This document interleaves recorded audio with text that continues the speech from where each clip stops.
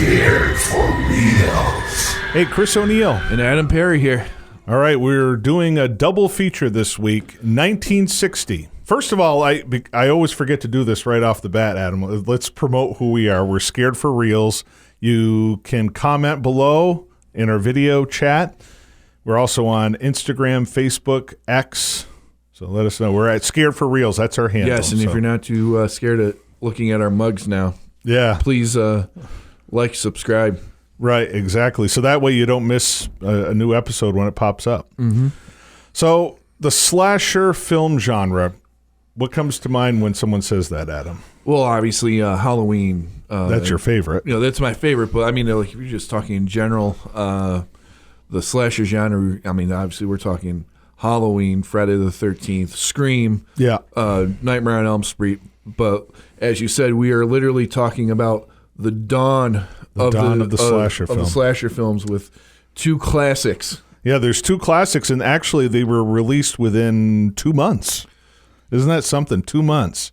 One overseas in England, and then in America, of course. Both technically English directors. But the thing is, though, it's released within 2 months of each other, and one is worldwide known and loved by and one's kind of forgotten. Well, it's now finally after. We'll talk about that legacy in just a bit, but we're going to start off Michael Powell. Now, when you think of Michael Powell, it's a name you probably, if you're familiar, or if you're a cinemaphile like myself, you know him with his amazing partner Emmerich Pressburger from like the late 30s all the way until, unfortunately, late 50s when they parted ways. They made some of the most iconic cinema. Let's see, The Red Shoes. Mm-hmm. I mean, Hans Christian Andersen. They did an amazing adaptation of that, which is more musical. And they went full-on musical with Tales of Hoffman. I mean, their movies were so colorful, and the use of black and white and color in A Matter of Life and Death, which in America it was released as A Stairway to Heaven because death was kind of frowned upon, saying that in a title in America for some reason at the time. But, I mean, those are just like three movies. Black Narcissist, which is kind of closer to the elements we're going to be talking about in the movie called Peeping Tom. Michael Powell teamed up with a new partner, and they created this now masterpiece, but at the time, it was subject matter of pornography, voyeurism, and just childhood abuse, sadism. That was kind of a tough. It's still, get that released 60 some odd years later. It's still a very kind of difficult thing to approach, especially when you're dealing with childhood trauma on top of that. It's a very taboo, very taboo movie and subject matter. In case you guys haven't figured out yet, we're talking Peeping Tom and Psycho today, for this episode. Yeah, the dawn of the slasher film, yes. So we'll start with Peeping Tom, but yes. Because Peeping Tom got released in England in 1960, April 7th, 1960. And within 5 days, it was pulled from theaters because it was just the people were just so appalled. Right. They were just so appalled at this. The movie's horrifying. Well, it was released in England first. Correct? Yes. Yeah. It was released. It's interesting. The two movies we're talking about are both helmed by United Kingdom film directors. Right. But this was just not something people expected from Michael Powell. Again, very colorful fantasy, musical, some psychological stuff. But this was like psychological times 1,000. Right. Because basically you have this focus gripper. I think that's the focus guy who worked with a film director. Mm-hmm. That was his title, focus puller or something like that. Yeah. I'm not a film guy. I'm not a filmmaker, so I don't know all of the terms off the top of my head. But he was involved with making films, but the guy had a deeper kind of thing when it came to films. He wanted to make his own documentary, as he states throughout the movie. Unfortunately, his documentary was filming women's expressions when they die. Yeah. There's a sharp part of the camera that he used, and he stabbed them, and he filmed their expressions when they died. And as the story is very layered, it's like an onion. You pull back, there's another layer to it. So he actually falls in love with a tenant of his because, his father left behind this whole big complex, and he rented out rooms to different people. And he fell in love with one of the tenant's daughters, and she kind of feels bad. He was in kind of a hurry, didn't go to her 21st birthday party, so she brings him a piece of cake, and they start to hit it off. Right. And she's finding the guy kind of intriguing, even though he's very strange. But she wants to see some of his films, so he pops in one where it shows him being traumatized by his dad. Yeah. Imagine, like, hey, I'm kind of interested in you, and showing a movie of you being traumatized as a kid. That's not like the first date kind of thing, According to this guy, it is. And yeah, well, he's a socially awkward guy, and yeah, you see him as a, what would you say, maybe 6 or 7 year old, and the father throws like a lizard or something on him, and just just totally messes with him. Yeah, because he wanted to find out what makes children afraid of stuff, but that was a nice way of saying he traumatizes children. Later on, you hear all of these kids screaming in fear, and it's like, oh, you kind of have to put 2 and 2 together to know that the guy was potentially harming the kids in a lot of ways. Right. You can use your imagination, and I love how the film doesn't really show any of the violence. Yeah, it's... It would have been even more traumatizing.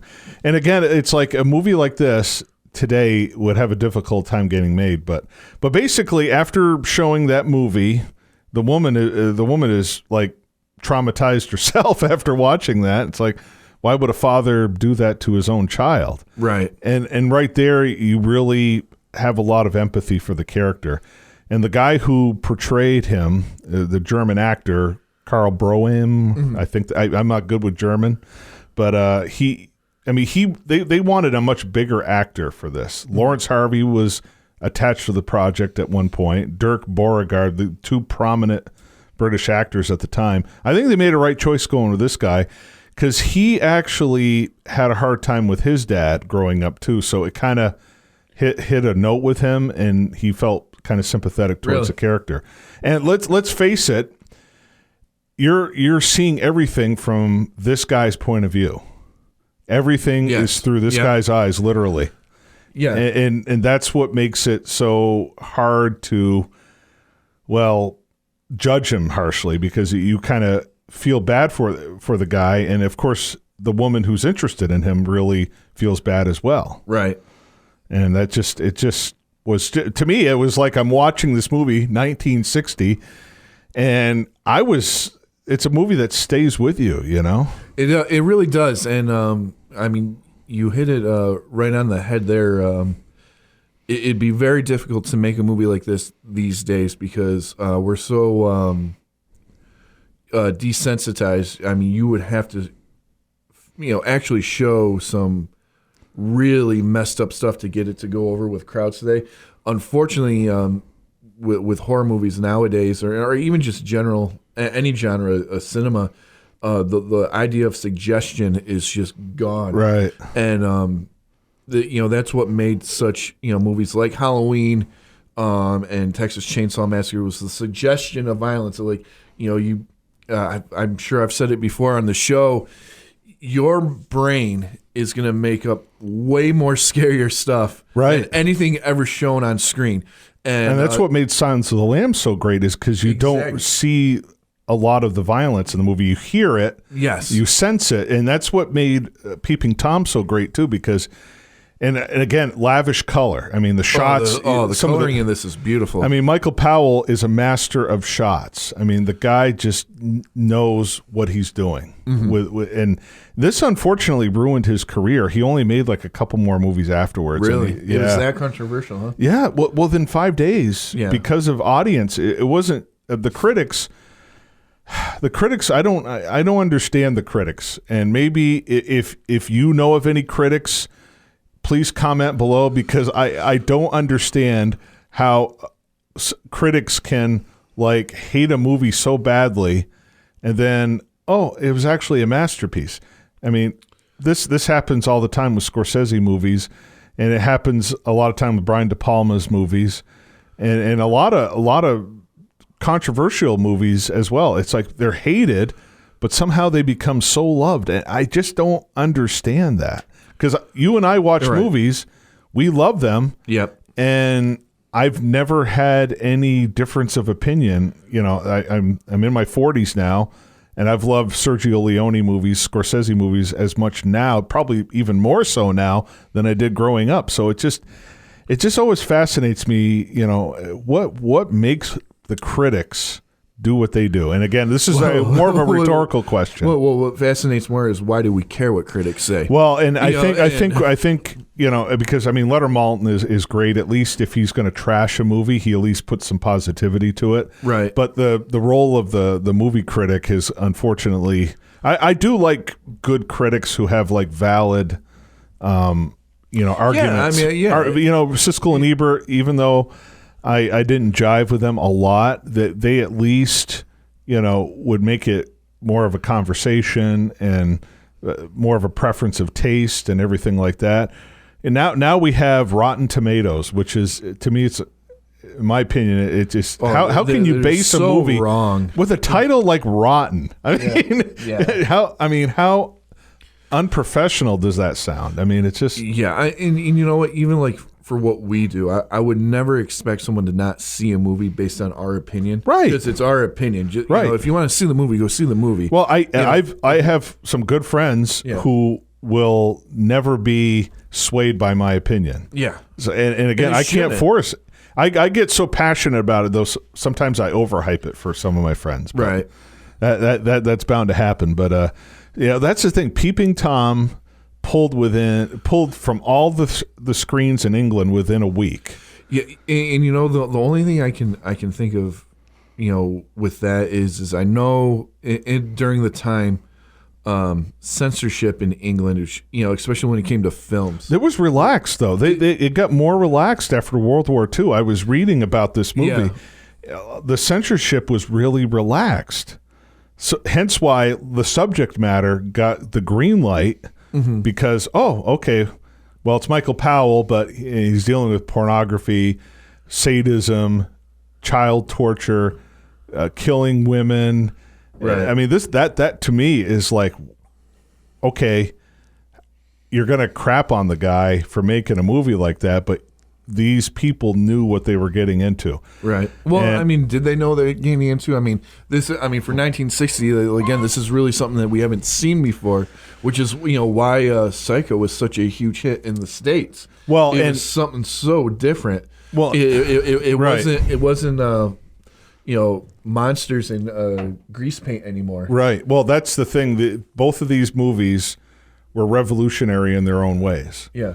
Because Psycho is a lot more violent, and it shows more than Peeping Tom. But Peeping Tom, the subject matter, I don't even think Hitchcock would have broached, the whole child trauma, the sadism. Trauma. Well, he kind of flirted a little bit with sadism here and there, but he was more about like story arcs and really cool. Changing the point of view. Okay, this is the main character versus not the main character. We're going to talk about Psycho in a bit, but what was your first thought? You just revisited Peeping Tom. First time in a long time. Yeah, yes. It'd been 20 years since I've watched Peeping Tom as well, and I revisited it. And it hits hard, and to me, it's just as relevant today. We're dealing with childhood. A lot of people, a lot of kids are being traumatized today. Not in the same extent, but it's just in different ways. Yeah, there's definitely.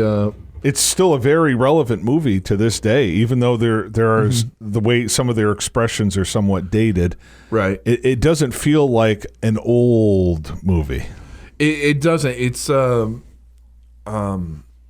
watching it last night. I forgot how fresh this movie feels. Right. I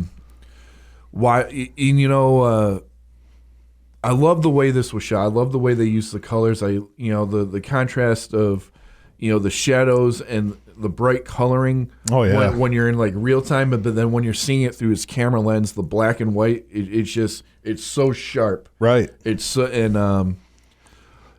I forgot how good this movie was, and how clever it was, and when it comes, it reveals at the end that he's killing these women, trying to invoke that fear that he had when he was a child. Yeah. Using a mirror as these women are literally watching themselves die. It's like, that was clever. Yeah. And again. And you get to see that right at the end. I mean, he's about ready to kill the woman he loves, and he can't do it. And you see him looking in and seeing her expression, and it really affected him. Yeah, and what a brilliant shot, by the way. The muddled look and everything like that.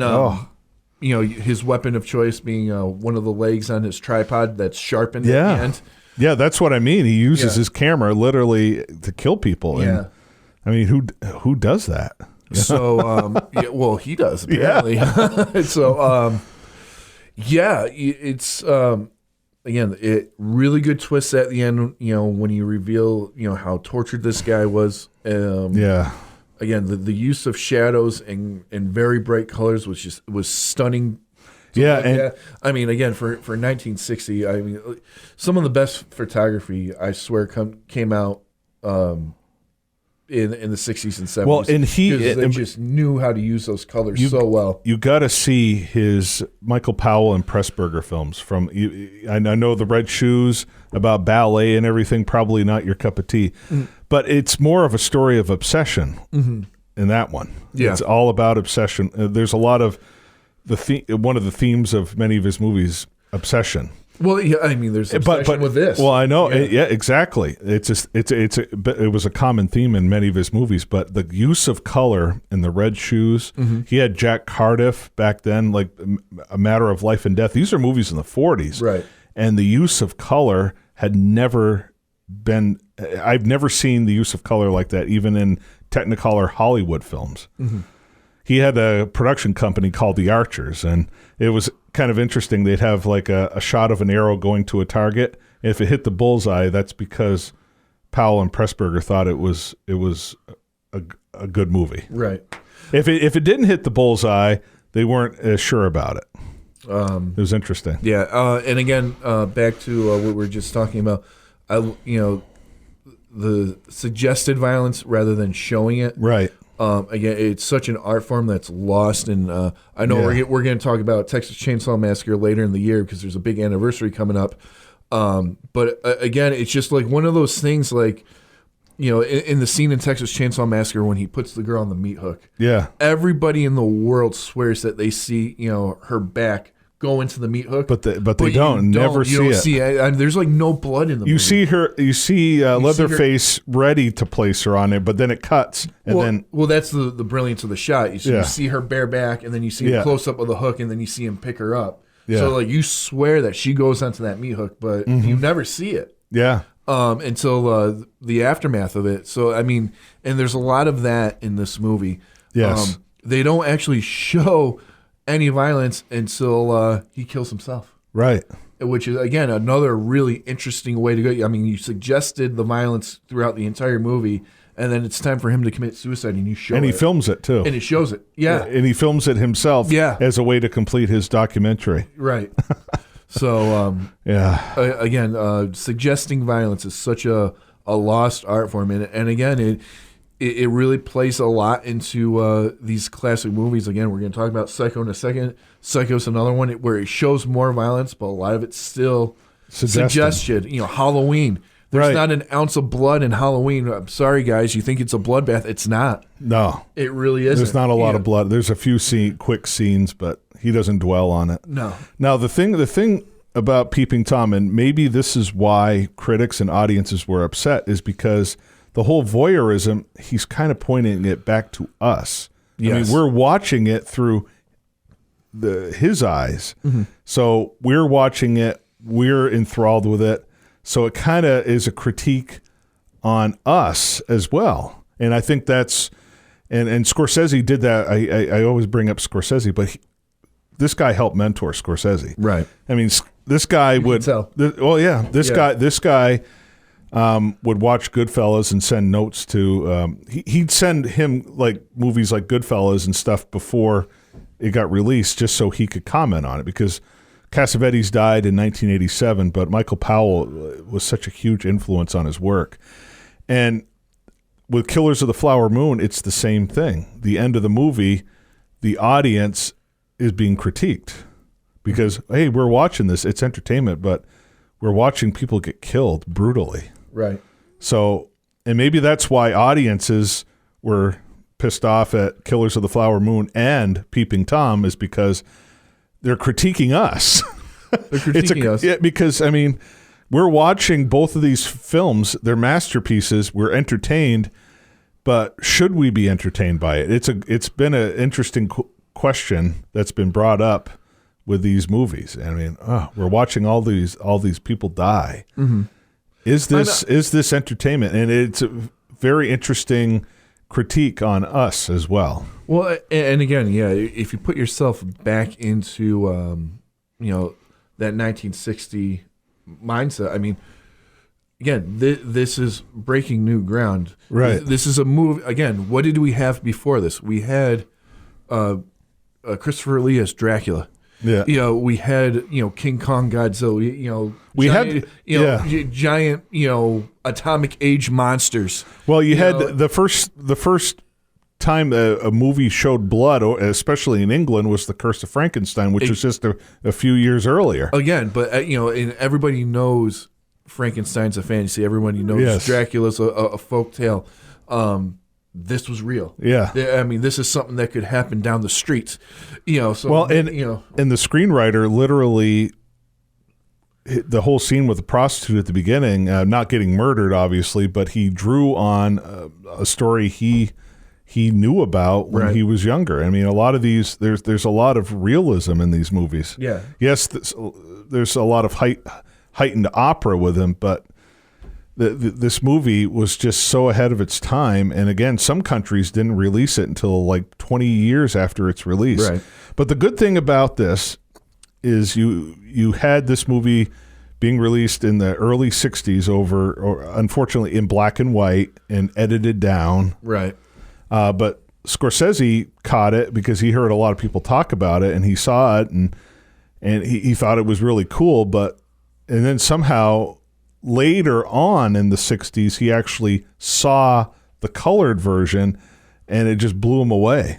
It just really blew him away. And because of Scorsese literally spent money to get this played so people could watch it in America. Mm-hmm. And especially in New York City, which is a big hubbub, and it still kind of is when it comes to the movie world. Right. So because of Scorsese, like literally paying theaters to show it, it started creating a cult following in the 70s. Right. And in the 80s, more and more people started watching it. It was great that Michael Powell got to see his movie get some appreciation before he died in 1990. Good. And interestingly enough, the whole death sequence with the main character's mom, Michael Powell, that happened in real life with his wife. Kind of, he didn't film it, obviously. Yeah. I mean, it was bad enough. He got a lot of flack for filming, traumatizing his own kid within a movie about, a kid being traumatized. So it's kind of interesting how, life imitates art kind of thing. But, sure. But yeah, his wife died, and he actually married Thelma Schoonmaker, who later would become Scorsese's film editor. And and for Scorsese, and I just imagine being a film fan, I have access to one of my favorite filmmakers. Like, he literally owns the Red Shoes now. Oh wow! He does lend them out to museums from time to time, but he has that's one of his favorite movies. He literally has the shoes that worn by Moira Shearer, who's actually does a dance sequence in Peeping Tom as well. Right. Yeah. Very memorable dancing sequence Yeah. before she bites the dust. Absolutely. Or eats the camera tripod. Right. Yeah. Yeah. But yeah, it's a very disturbing film, but I highly recommend it. If you haven't seen Peeping Tom and you love slasher films, this is where it really started. I mean, it didn't technically start, but this is where it really got famous. Because 2 months afterwards, literally 2 months afterwards, June 16th, Psycho premiered. Alfred Hitchcock's masterpiece from 1960. Again, two British filmmakers started the slasher genre. Yeah. And one wonders if Hitchcock was paying attention to what was happening with Michael Powell overseas, because he marketed this movie. He was a genius the way he marketed the movie. Kind of a slow opening. And, you know, back in 1960, you could walk into a theater in the middle of a movie and just hang and keep watching it. Yeah. Hitchcock changed all that. And people actually on the set did not know how the movie ended because he wanted to keep it hush-hush from the Hollywood types, he said. Right. He didn't want anyone to know about the movie, so he really kept it under wraps. No one knew anything about it, and that was what made it interesting. Because, like, say you walked into Psycho 50 minutes in. Oh, you'd be totally lost. You'd be totally lost. You would have no idea what's going on. You know, where's Janet Leigh? Yeah, Janet Leigh's the star of the film. Where is she? Yeah. Well, that was the genius of it. All of the stuff that happens at the beginning, where she embezzles $40,000, having an affair with a married man, and you know, and then she steals the money, runs out of town, and buys a new car. You could definitely tell she's terrible at stealing because she looks like a suspect. Like, right. You know, she obviously did something. I mean, the cop is really like, what is wrong with this? Yeah. And even the car salesman was, and I like the monologue in in her head between all of these characters. Yeah. Her boss and Hitchcock's daughter was actually her coworker at the beginning. Oh wow. Yeah. Oh, that's cool. Yeah. He kind of cast her in a couple of movies. Strangers on a Train. I don't know if you saw that one. I haven't seen that one yet. Yeah, no. she's actually one of the leads in that. But Psycho is just it was so revolutionary, just the way the story was told. So you're getting all this stuff about Marion Crane, Janet Leigh, and it all leads, you know, a rainy night. She can't drive anymore. She goes to the Bates Motel, The infamous Bates Motel. And there still she on meets the Universal Hollywood backlot. Right. And all of that was that was the amazing thing, that all that stuff was not outside. It was all on a studio lot. Well, yeah, I mean, it was outside, but yeah, it was backlot. Yep. Yeah, and it just shot on a backlot, you know, just amazing how that was done. So you have all this, and then the infamous shower scene. Like, first time I watched this movie, my mom had already told me about the shower scene. So it's like, okay. But it happens. I'm like, it's only 50 minutes into the movie. What the heck? And it's like the movie still has another hour to go. So I'm completely lost at what the heck is going on, because I thought the shower scene might have been like the end of the movie. You know, like Gone with the Wind, Frankly, My Dear, I Don't Give a Damn. Right. You know, that was a big plot twist in American movies. I don't think Psycho had like the biggest plot twist in a movie since Gone with the Wind. Because... Well, I mean, it was, again, it was huge. I mean, right. like who kills their star 20 minutes into the movie? Yeah. You know, it was just unheard of. Yeah. And brilliant. It is brilliant. You know, and I don't know if... And honestly, they didn't do it, Hollywood didn't do it again until Scream. Yeah, and, I mean, obviously he was paying tribute to Hitchcock, but right. I mean, like, Scream, Drew Barrymore was billed as the lead. Yeah. It wasn't... what's her name? Sydney. Nev Campbell. Because she'd only been like I think Wild Things came out a year before, and that was kind of a bomb. Yeah, she was more of a known for her TV, Party of Five. Right. But she wasn't even the star of that. Yeah. So I mean, obviously you had Courtney Cox, but she wasn't. She wasn't a huge name. either. Well, Friends, she was definitely. Well, yeah, huge. but that Friends at the start though was not that popular. It only because of Seinfeld. This was 3 years into Friends. I mean, yeah, it had blown up. It hadn't blown up. It wasn't. I mean, it got to the early 2000s. That's when Friends like really exploded. It became like a cultural icon. Well, either way, Drew Barrymore was billed as the star of this movie, and Drew Barrymore had been in for decades. Yeah, yeah. So Janet Leigh was the star of the movie, and yes, I mean it was interesting. Anthony Perkins was this was like probably his finest role. Yeah. And they even both Janet Leigh and Anthony Perkins, even though they got kind of frustrated, they're like, "Hey, if this was the only movie we did that was a success, we're happy." Yeah. But yeah, Anthony Perkins, it was more of the subtle things he did, like the shaking after he discovers his mom murdered Janet Leigh in the shower, Marion Crane in the shower. That was the thing. It was like, wow. Yeah. And again, I see this for the first time. I know about the shower scene and whatever happens next. And I've never seen this done in a movie as brilliantly. Shifting the character focus to Norman Bates. Norman Bates is the main character of Psycho. Right. And it's a genius. I mean, the guy doesn't show up until like 40 minutes in. Yeah. And it's like, I mean, that hasn't been done like that since. It has never been done like that since. Mm-hmm. Having a major character like that just pop up in the middle or halfway through the movie, and just the characters, we're supposed to we accept it with Psycho. It was like it was no big deal. Yeah. It was a major deal. The main character we thought gets just she bit the dust like that, and the movie still has another hour to go. Yeah. I don't know of any other filmmaker that could do that as flawlessly as Hitchcock did. Because this was based on a book. Yeah, I've read the book. Oh, you read the book? Beheading? She gets beheaded in the shower. Yeah, she gets beheaded.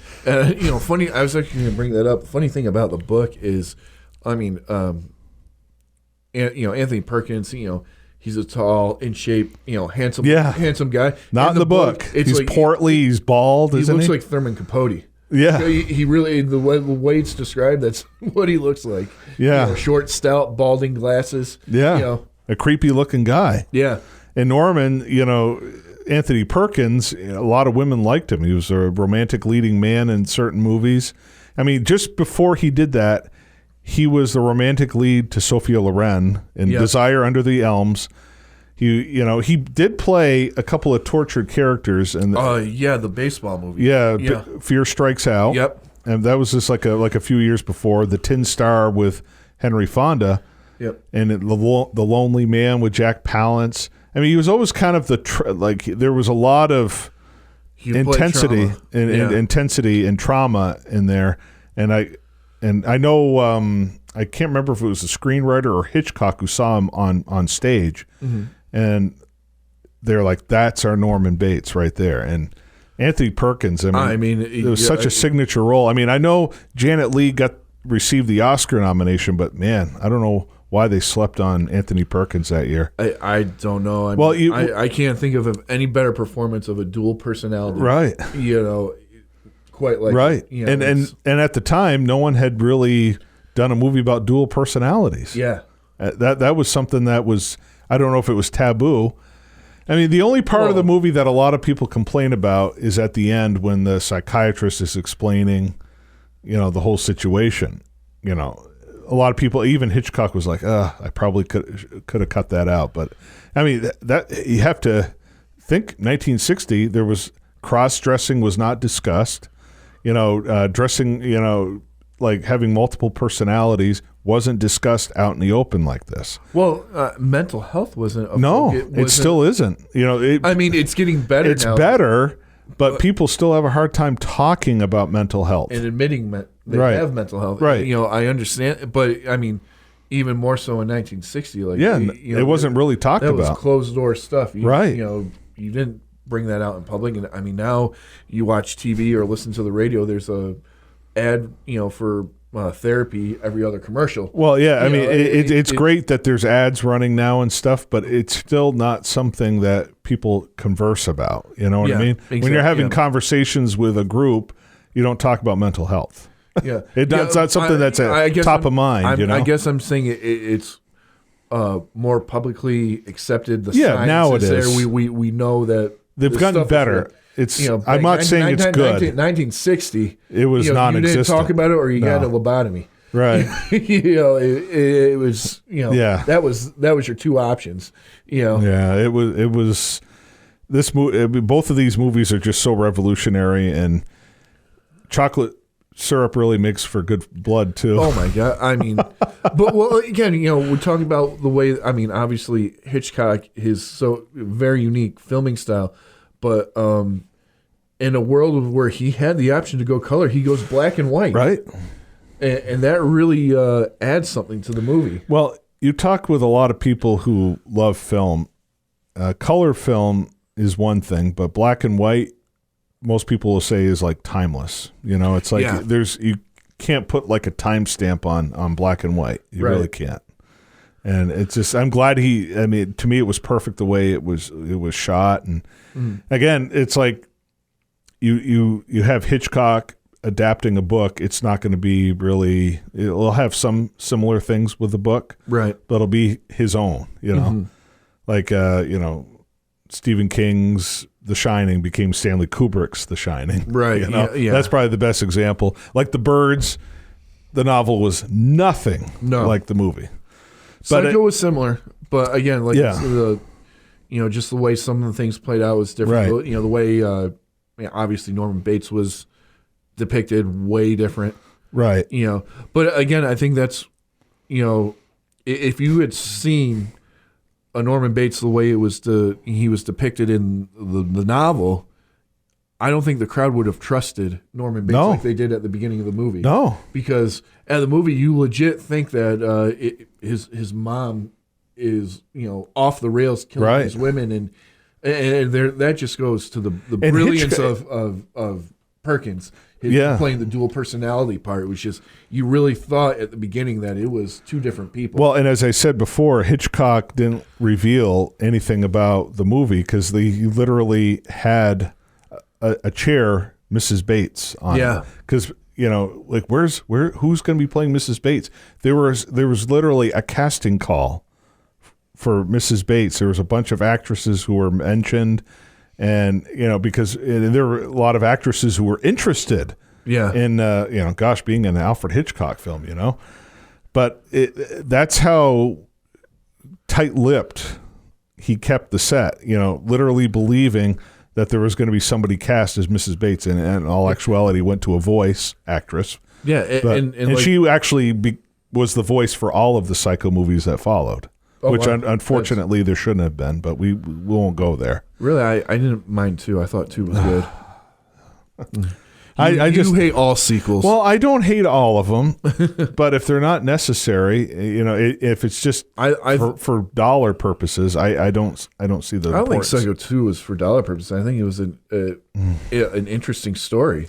Yeah. Well, I know Vera Miles comes back, but it's just like to be honest, it was perfect the way it ended, and I love literally, I wouldn't hurt a fly in it, and you see a little bit of the skeleton of Mrs. Bates over his face, over that amazing, iconic, evil grin. Yeah.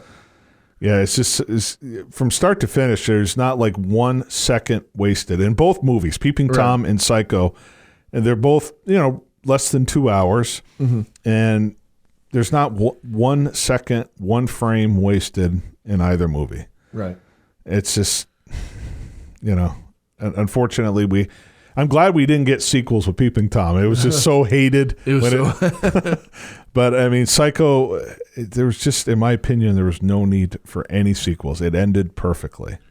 There was no resolution that needed to happen. He got confined. He's, he has to get out and then readjust. Right. I'm not saying, I suggesting anywhere close that the sequel is anywhere near as good as the original. I'm saying, as far as sequels go, it's not a bad sequel. No, but let's get back to talking about these movies. Yep. You saw Peeping Tom a long time ago, Yep. first time. Mm-hmm. And what was your reaction after you saw it? Because, I know it's like Old Boy for you. It probably took some time to absorb and digest, right? Again, watching it a long time ago, it was when I was discovering, horror movies and the slasher genre, and I knew this was one of the first. So like, I remember distinctly seeing like, okay, I can see where this inspired everything else. Mm-hmm. It wasn't until I watched it last night that the subject matter really caught my attention. I mean, watching it at 13, 14 years old, you're just you're watching for entertainment. You're not really thinking about the subject matter. But I was aware. I was like, okay, everything that I understand why every director I hear in the commentaries and in the making of interview always reference this movie. It all came from inspiration from the Peeping Tom and Psycho. Right. So. Yeah, that was the thing. In my early 20s, I remember being mesmerized by the colors like you were, the techniques. Yeah. And it was really interesting. But like the second time around, like you, the subject matter, because we deal with it, we're bombarded with it on social media and everything, dealing with, trying voyeurism. We're literally looking into everybody's lives. Right. It's like there's no privacy anymore. Mm-hmm. And this movie, more than any other movie with voyeurism, there was some of it with Rear Window, quite a bit. I mean, Hitchcock dabbled in it first, but not like this, though. To a different level. He took it a whole different level. It's like you take a look at the Giallo horror films from Italy. It's like, man, oh man, it all goes back to Peeping Tom. Right. All of it. Because he didn't wear any disguises, but his weapon. I mean, that was the thing about the Giallo horror movies. They always had a unique weapon. Yes. And it all started with a camera tripod, just stabbing women with it. It's like, just like talking about this movie now. It's amazing that this movie got released. Mm-hmm. I think that shocked me more than you, and the fact that a movie like this. Would you present a movie like this right now to any studio in Hollywood, they would just nope. Yeah. And the fact that a studio literally said yes, Yeah. I don't think I'm glad we have it because I don't think Blumhouse would do something like this. I don't think, and that was the thing. American International Pictures was a distributor with the production team over in England at the time, Roger Corman's company. Yep. They wanted nothing to do with this movie. That was the thing that was just controversial. I mean, it wasn't. This was something that you had not seen. Yep. Those guys, American International Pictures, thought this movie has no entertainment value. Yeah, it was almost too real to enjoy. I can see their angle on it. Again, if you put yourself in context of 1960, coming out of especially a horror world of Frankenstein, Dracula, Godzilla, and atomic monsters. Well, and and still World War II is fresh in a lot of people's minds. Korean Wars, just ended. Yeah, well, it was in the middle of it. Yeah, in the midst of it. Yeah. So I mean, it's kind of one of those things that it hits you out of nowhere, and it's very real. Yeah, and it's jarring if you're again. We're oversensitized now because of what came after it. And like you said, I don't think you could make a movie like Peeping Tom now with the same effect because you would have to show everything. The audience unfortunately doesn't really accept suggestion anymore. Mm-hmm. So again, to remake it now or make something similar to it now, you'd really have to be that ballsy and frankly kind of sick in the head to show kids getting tortured. Yeah. And hearing them. What made this movie so good, again, the suggestion of violence. Right. You would have to explain the magic trick. Right. Right. So it is. And you hear it, you see some visual aspects of child trauma in this. Right. Whereas Psycho, it's all discussed. Norman grew up in a broken household, and he killed his mom and his mom's boyfriend. Right. Because it sounded like he was really Norman Bates was really close to his dad. It seemed like, right, and he was devastated when his mom would just go with someone else like that, and, right.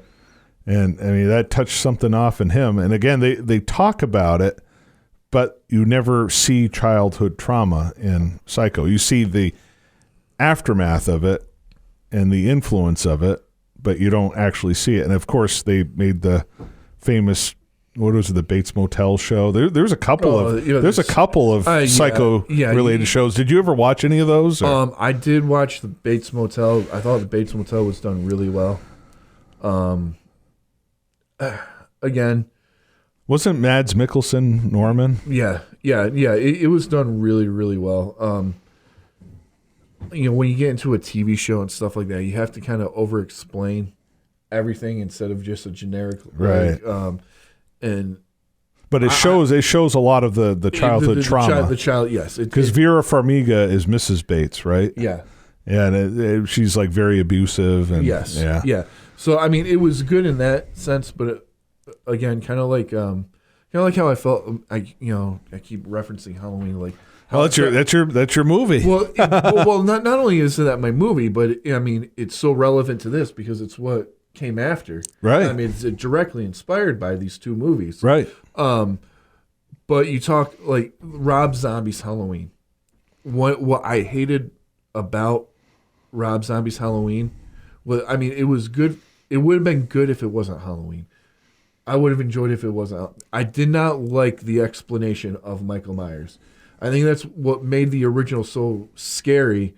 Was it was so random, and you had no idea where this guy was coming from. Right. And then Rob Zombie. I mean, this is not a knock on Rob Zombie. He had to do something different because we all saw what happened with the Psycho remake. When you do a shot-for-shot remake, it's absolutely terrible. So he couldn't go back and do that. No, he had to do so. I don't fault Rob Zombie for that. It wasn't right Halloween to me.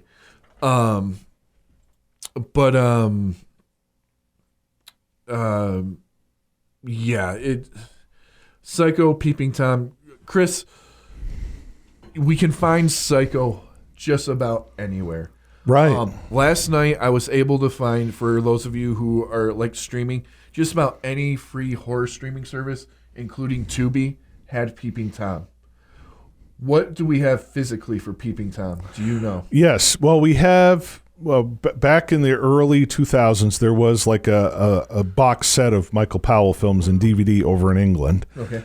And then Criterion got a hold of it in the 2000s, the DVD, and then that went out of print. And then just recently, because of Scorsese, they remastered, and it's on 4K now through Criterion. 4K. Wow. Yeah, you got the 4K Blu-ray dual format, and all the special features are on the Blu-ray. It's a fabulous 4K restoration. But not only that, overseas, Studio Canal has a 4K of Peeping Tom as well. Oh, cool. They have different features on it, though. Yeah. So if you're obsessed with Peeping Tom, obsession, that's Michael Powell's thing, right. You could get both of them. I'm not going to do that because I promised my wife I'd only double dip on certain filmmakers, and unfortunately Michael Powell wasn't one of them. I suppose I could sneak it in there. I'm not going to do that, though, out of the trust thing. But there's two brilliant 4K physical releases you can get of Peeping Tom out there right now. Psycho, Universal's going to hold on to that puppy. They're not going to let. They did let Arrow Video, though, overseas. They have Psycho on a 4K, part of a box set. They released all of the Psycho films. The rest of, I think all of them are, you can get either a 4K or Blu-ray, but the Blu-ray is region B because it's licensed overseas. Right. So I was surprised that Universal, they once in a while lend it off to a boutique label to do the special treatment on it, and they trusted Arrow with it because Arrow's got, they do some of those horror films. So I mean, if you want a 4K of Psycho, you can get the Universal Hitchcock box set, which also includes Vertigo, The Birds, Rear Window. For the classics, four of the 30 some odd masterpieces that Hitchcock made. The guy made so many, right? But yeah, you can get it by itself. I mean, it just seems like you can find Psycho pretty much anywhere. It's a lot easier access, even though Universal's behind it. Yeah, I mean, they're so like, we have a local theater, a local nonprofit theater. Just so you know how picky they are. They just put on their Facebook a free screening of Jaws, and they got message saying you guys can't do that without paying money. Yeah, yeah. So, it's a property that they take very, very seriously. Oh yeah, all of their even their Universal monsters. I mean, they're very picky on it. I mean, the monsters are. I wish they take more care in remaking these movies, right? As we've noticed, but that's a topic. I know. But as far as Psycho, I mean, it literally is everywhere. Like I mentioned before, you go to Universal Hollywood. I mean, you take the backlot tour. They still have Hitchcock's office on the backlot tour. The original hotel from the '60 movie is still there intact. Unfortunately, the original house was demolished. Yeah. But the house they rebuilt for Psycho 4 is still there. Yeah. That was a TV movie in itself right there. But it still looks just like the original. You know, so, I mean, it's everywhere. Hitchcock is everywhere on Universal. It's very important to them, and I'm glad that, they are so strict with the legacy because, it should be preserved. Well, and again, Michael Powell is probably one of the greatest filmmakers of all time, but I don't think he was as much of a marketing genius as Hitchcock was. Oh, no. He had his own press kit for this movie. Yeah. I mean, he was really amazing how he slowly opened up the movies. I mean, just imagine you're a movie theater and audiences would come in whenever they want. Yep. You can't do that. No, you can't do that with Psycho. It was the first movie where you had to buy your tickets and go at the time allotted. That started this. Yeah. That's Psycho started that. Yeah, and that was Hitchcock's demand. You had to be there. Yes. And I can't. I don't know how people. My grandfather tells me all the time how he watched all these. He was a kid, just paid 10 cents to go in and watch a movie all day. Yeah. I don't know how.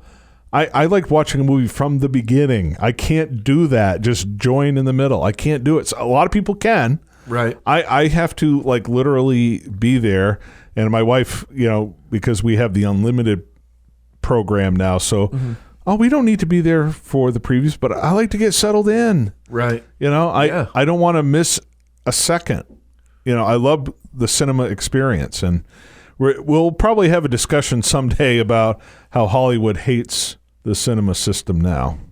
But right now, I mean, we're talking about two amazing films. One very troubled legacy, and I'm so glad that Michael Powell lived to see some appreciation for his film. Oh, absolutely. I mean, it was just such an amazing film, and the fact that I don't think Dirk Beauregard, Lawrence Harvey, and again, going back to the look of a leading man playing a serial killer. I mean, again, Carl was not the actor who played him, Carl Broy. I can't do the German thing, but he was a German actor, and he was not a portly looking guy, a creepy looking guy either. He was an everyday. Yeah. Yeah. He had a dash to him though. He had he was charismatic. And Lawrence Harvey and Dirk Beauregard, Dirk Beauregard was a British actor who was good at playing troubled characters. So I don't know if he would have worked. I mean, Lawrence Harvey would go on to do The Manchurian Candidate, where one of the most troubled characters of all time, to say the least. But this guy played him perfectly, and he didn't play him like a dashing leading man. He played him like just a guy. He wanted to make his documentary, and it's interesting. The camera was the weapon. That was the thing that just got me going, because it's like Michael Powell's a director. I'm wondering if there was something he was thinking of there with being a filmmaker and all that kind of stuff. But the whole voyeurism thing, right. And again, critiquing the audience. Hitchcock didn't really do that with the audience. He trusted his audience. Right. He kind of bonded with them in a way. Whereas Michael Powell, he used to do it, but with Peeping Tom, he made everyone uncomfortable. Yeah. He really did. Yeah. And that's not an easy thing to do for a filmmaker, is to critique the audience like that. Mm-hmm. And that's one thing I think Scorsese took, and Brian De Palma, you can see, all of these, even Scream 4 references Peeping Tom, for crying out loud. So is Halloween Resurrection. Yeah. Oh, yeah. It does. So I know you haven't seen it. It's one of the worst sequels in the series. I'll admit. I do. If we ever talk about it, I have a unique take on that movie. But in general, basically they're in the Myers house and they're live streaming. People exploring the Myers house for an entire night, and Michael obviously comes back and starts taking off. Well, there's one scene where he kills a cameraman with the tripod, and it's through the view of the camera. So it's a beautiful tribute to Peeping Tom. Oh yeah, in a Halloween movie, which comes after these two iconic movies that start this. And then you'd have Friday the 13th and everything, and all from the point of the view of the killer too. Yes. That was, and Peeping Tom was the first real movie that people paid attention to, right, where it was told. There was The Lodger in the 40s. I think it was a Hollywood film. Mm-hmm. That it was the point of view of the killer. Right. Humphrey Bogart did a movie called Dark Passage, where it's all from his point of view. He's more of a gangster, not really a serial killer. Mm-hmm. So this is the first movie, and you can see it in all the movies, and it's just like from the point of view of the killer, Freddy Krueger, Jason Voorhees, right? Jason's mom in the first one, but. Right? But not only two very important movies in cinema history, but obviously probably to the two most important movies in the horror genre, because like as we said at the beginning of the show, it's the dawn of what would become slasher genre, in 1978. Well, not only horror movies. They're two iconic. Yes, they're iconic horror. They're in cinema, period. Because if again, I'm going to reference Scorsese, but Raging Bull. Have you seen that one, Adam? Yep. Remember when the final scene where he gets pummeled to a pulp? He literally, if you compare the shower sequence in Psycho to that, it's like the same exact cuts, the same exact time. Boom, boom, boom, boom, boom. Talk about paying homage without being a horror movie. Raging Bull, a guy getting pummeled, and the shots are just like when Norman Bates stabs Marion Crane in the shower, when Sugar Ray Robinson is pummeling Jake LaMotta to a pulp. Mm-hmm. It literally is the same shot. And then with her, with her look dead, her corpse on the floor, when it pans across the ring and you see the blood dripping, it times out. Same exact timing, which I thought was just like amazing. How much of a geek Scorsese was, literally timing that sequence to the shower scene in Psycho. Yeah, you can go so on YouTube, iconic. You can go on YouTube and see them. Dual screen. Yeah, I know. And it's shocking. They don't slow any of it down. It's like perfectly timed. Yeah. And the fact that Marion Crane's reaction to the inner dialogue, what she imagines with her boss and everything, her expressions are literally timed out to a T. Yeah.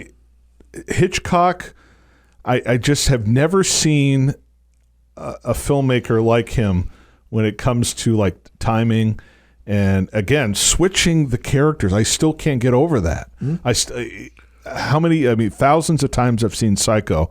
It still blows my mind. I can't think of any movie off the top of my head where the shift of character like that happens so brilliantly. Right. Where you're not thinking about it. Again, you're not thinking about it when you're watching it. Right. Afterwards, you're like, man, you're supposed to sympathize with Marion Crane, but you end up like it's all about Norman Bates. Yep. And the shift is just amazing how he does that. And that's why he's Hitchcock. That's right. That's why he's Hitchcock.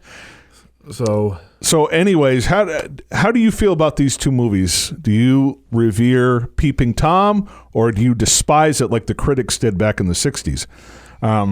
Tell us about Psycho, what you thought of that. I mean, again, I think it's a lot of people have said it's more about marketing than anything, but again, with these two guys, it's just brilliant filmmaking from start to finish. Absolutely.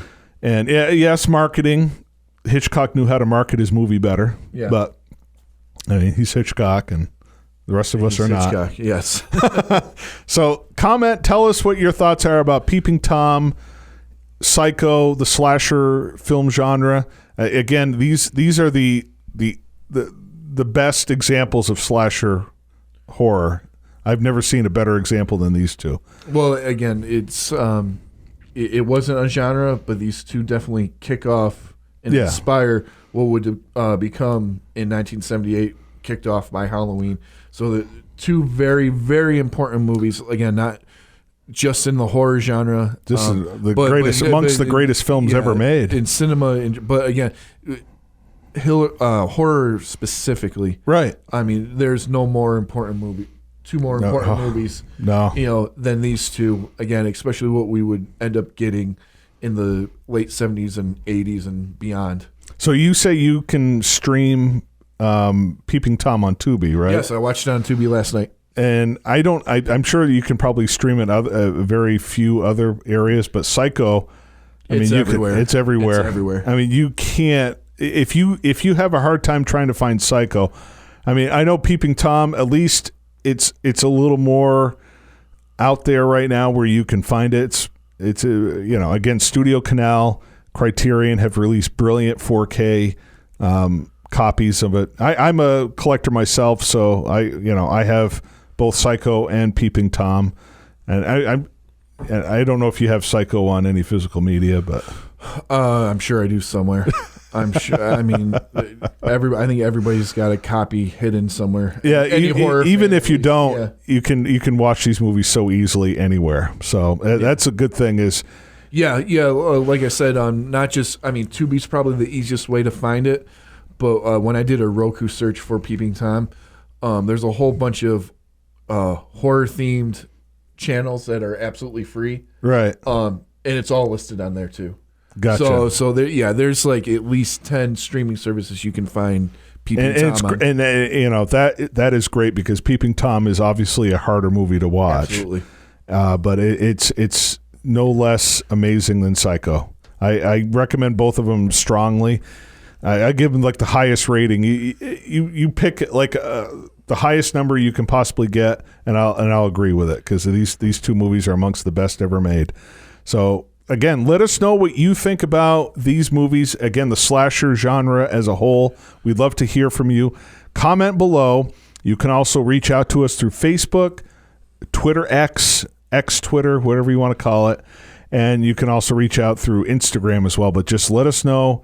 Follow us, subscribe. That way you don't miss an episode because we upload them all the time. Whenever we upload them, at least once a week we upload them. And you don't want to miss out on it. No. And if you have any suggestions for us as well, if you love to hear us just banter back and forth about cinema and you'd like us to talk about something specific, we've had requests before. So again, let us know in the comment section below, and we appreciate it. We'll see you next time on Scared for Reals.